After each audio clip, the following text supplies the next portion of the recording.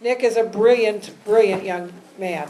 He is a law student at Northwestern University Law School, and he also is very close to PNHP, has done research work for them and advocacy work for them and policy work for them, and he is genuinely one of the rising stars, not only of single-payer efforts, but just generally, he's learned a lot, and I've learned a lot from him. And I want you to welcome him. He's going to talk to you about Illinois' single-payer effort. He is the author of Illinois' single-payer bill. He's going to tell you a little bit about it, and this is Nick Skala from Chicago.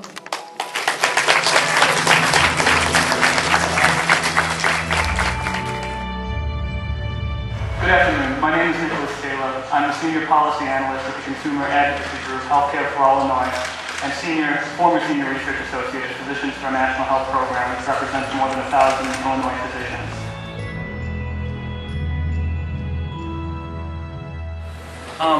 I'm not sure the exact heresy that I've committed, but for some reason, the gods of laptop projection are frowning upon me today.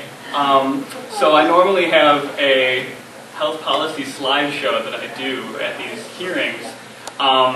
And it's interesting to me because it has a bunch of charts and graphs about things that I'm interested in, but often not so much the audience. So I'm not sure whether or not I've been smitten or you've been spared.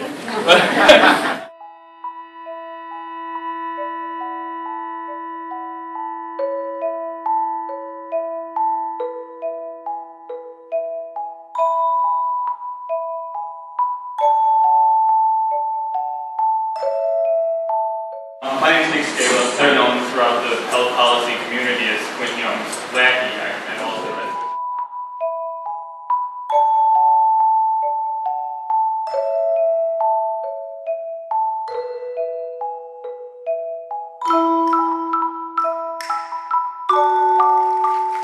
Thank you. What a day for single payer, huh?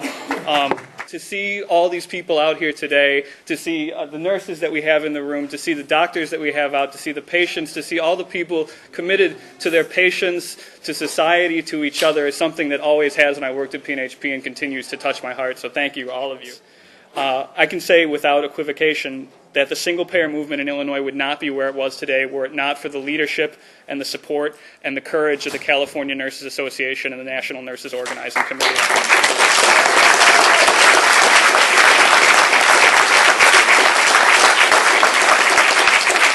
I know this because, as Donna mentioned, I wrote the legislation. I wrote the single-payer bill, and that's in front of the legislature right now.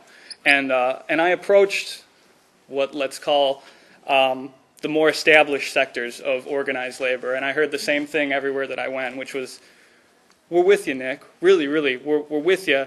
It's just not politically feasible right now, so we're not going to do anything. The forces of institutionalized power told social movements that what they wanted was too much or too fast, and what they'd have to do was to settle for something less. I think, of course, of the abolition of human slavery, the enfranchisement of women, the Civil Rights Act, the minimum wage, Social Security. We could go on and on and on. In each of these instances, activists held fast to their principles, and they soon found that what was politically infeasible just a week or a month or a year ago was now politically feasible. And as single-payer advocates, we have to hold tight to our principles, advocate change that works, and then the implications and the single-payer system and our realization of healthcare for all will follow. Thank you.